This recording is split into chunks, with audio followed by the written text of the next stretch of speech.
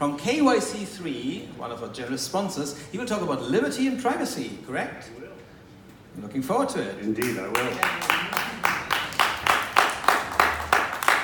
Hi everybody, good afternoon. I'm Jed Grant, founder and CEO of KYC3, also founder of a project called Peer Mountain. I'm going to share with you some of my thoughts on how we're building a decentralized KYC solution that ultimately will allow us to meet the compliance requirement while retaining our privacy. And this is very important to do. The bad news that I'm going to share with you is that we can't do that today because the regulators won't let us do that today, so we still have to do the old-fashioned way, which you've probably all done, and you know it sucks. So what I'm trying to do is to get the right solution. So we're trying to deliver a customer experience that is much, much better than what happens today. Ideally, it should be transparent, and ideally it'll end with a zero-knowledge proof, so that I can simply transact peer-to-peer with anybody, and as long as we can each provide that proof, we don't need to know anything else about each other. We're just not bad guys. That's all we need to know. We need to reduce the risk. The whole point of that exercise is to reduce the risk of real bad guys, money laundering as a result of a predicate offense. Money laundering is a crime that needs a previous crime in order to be a crime. And there's a lot of bad predicate offenses that none of us really want to be involved in, such as human trafficking, sex slaves, this type of thing. And saving costs. So I think we can do KYC much, much more cost effectively than it's done today.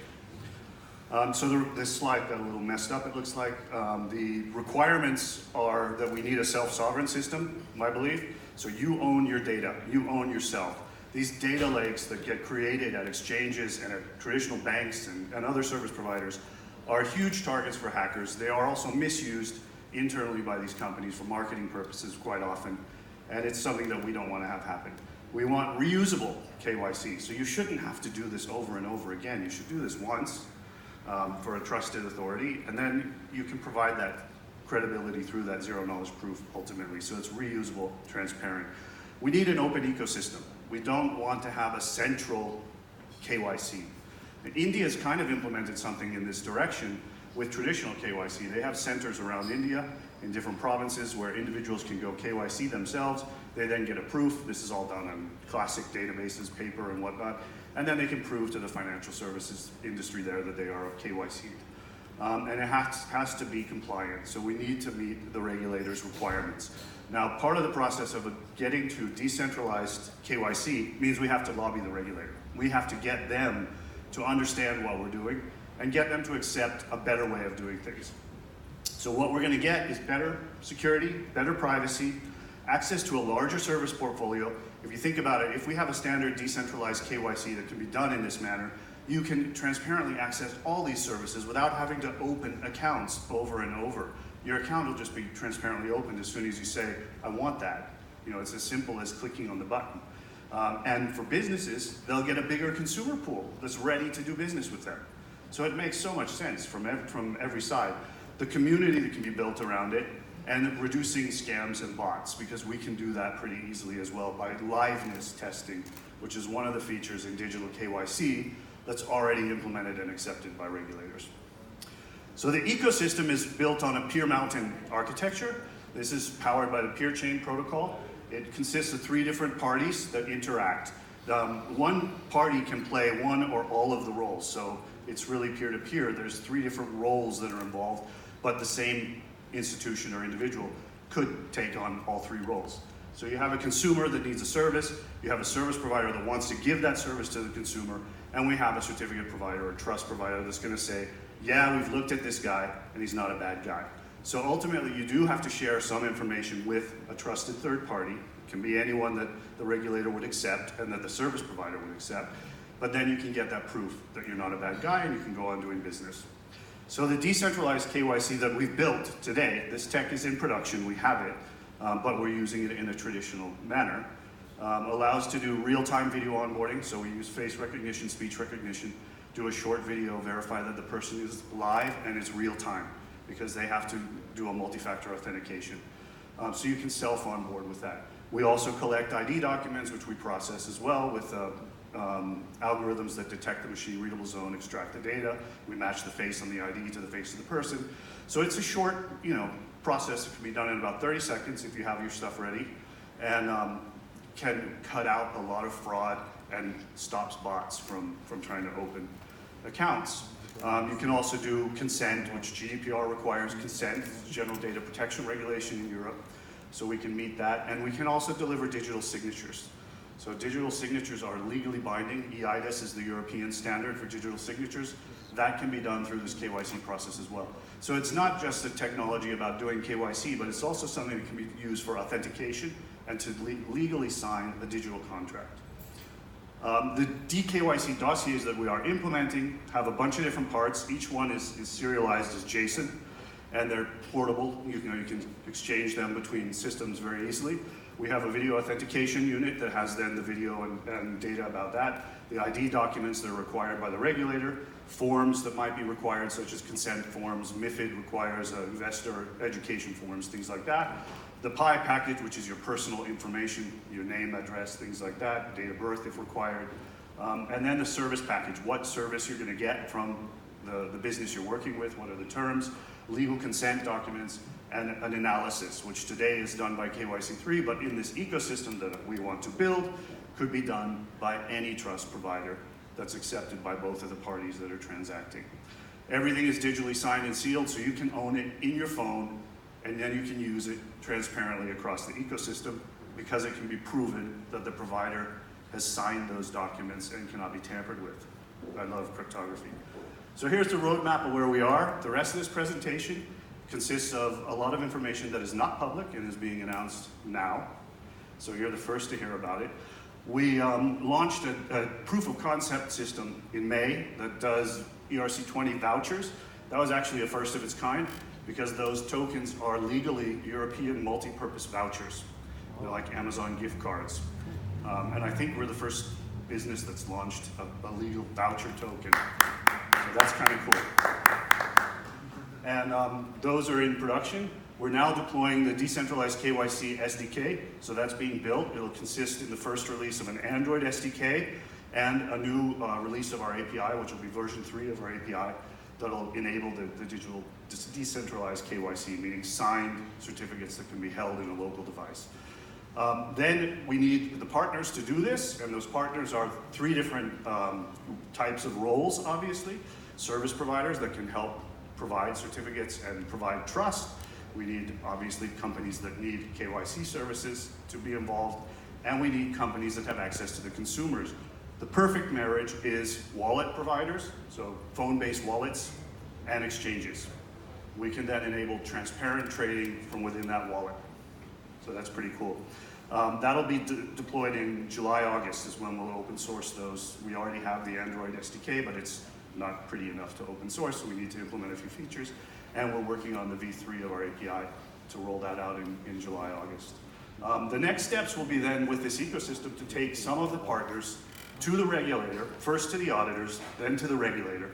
And once we've got an auditor's stamp of approval that yes, this could meet the compliance requirements, then we can go to the regulator and say, hey, can we do this? This is new, and we want to implement this in real production. And then next year, there are new services that can go on top of this same tech. The PeerChain protocol actually does these digital contracts and cross-chain exchange of legally binding information. So that's the voucher system that we deployed. It was deployed on the 10th of May. It allows us to be an end-to-end crypto business, meaning customers that want to buy KYC don't need a bank account. They can pay in Ether, Bitcoin, or some ERC20 tokens, which will be announced in a second.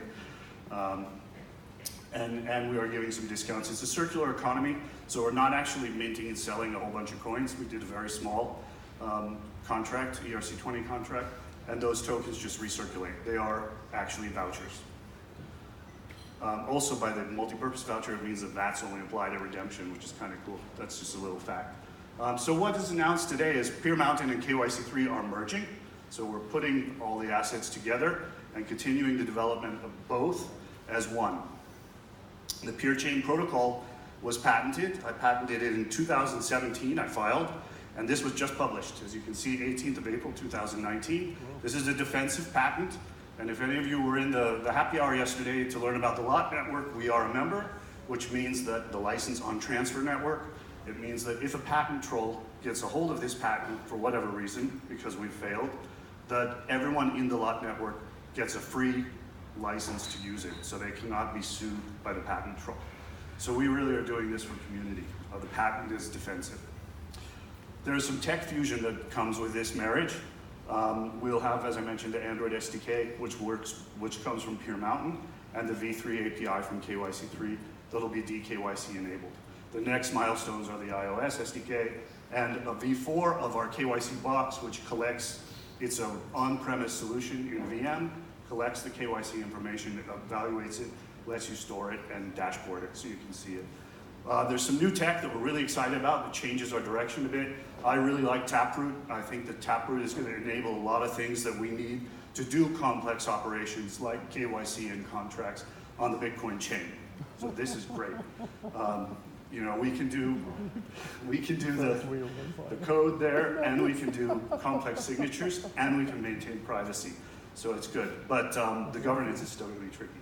So the Peer Mountain token was there, it's there. We never did a public token sale, and we don't intend to do an ICO, so I am not pitching you that. What we're doing is changing the tokenomics a bit, though Peer Mountain was originally going to have some system income in there, as most projects do, so that that could fund development. We're actually going to take the system income and turn it into a rebate, meaning we'll collect it in a wallet and then drop it on the token holders on a periodic basis. So the token will actually earn rebates just by holding them, which changes the token a bit. We're also going to peg the token at $1 and start having it redeemable now. Actually, that's already up and running.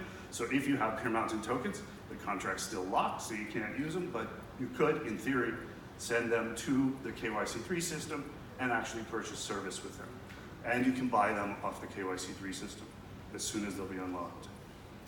And we're holding a reserve, so there won't be any dumping. So the vision that we share for this decentralized KYC requires a community. And there are a lot of projects out there that people have talked to me about and that I've seen, obviously, and met, that have similar visions, identity, data wallets, KYC, etc. So we really want to bring that community together. So one of the things we're doing is we're allowing people who hold these shared vision tokens to buy Peer Mountain tokens, so rotate out of these projects, which many people are not happy with holding anymore, and we're giving them a bonus on that. So meaning they'll get extra Peer Mountain tokens for rotating into our community. That's the whole idea.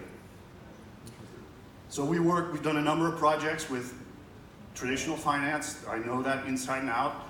We also do a lot in this space. I am definitely for decentralization, privacy, but I'm also against a nasty criminal money laundering, so we have to find a way to make that work. So what we're looking to do is sign MOUs, which are non-binding, with potential partners in this ecosystem. The only binding clauses in the MOU are confidentiality for certain things that we agree are confidential, and that there's no exchange of intellectual property ownership. Everything else is non-binding, and it basically lays out the vision and that we intend to build a decentralized KYC ecosystem together. So if anyone's interested and has the right business to sign that, please let me know. I'd love to do it. So that's all. Thank you very much. Any questions?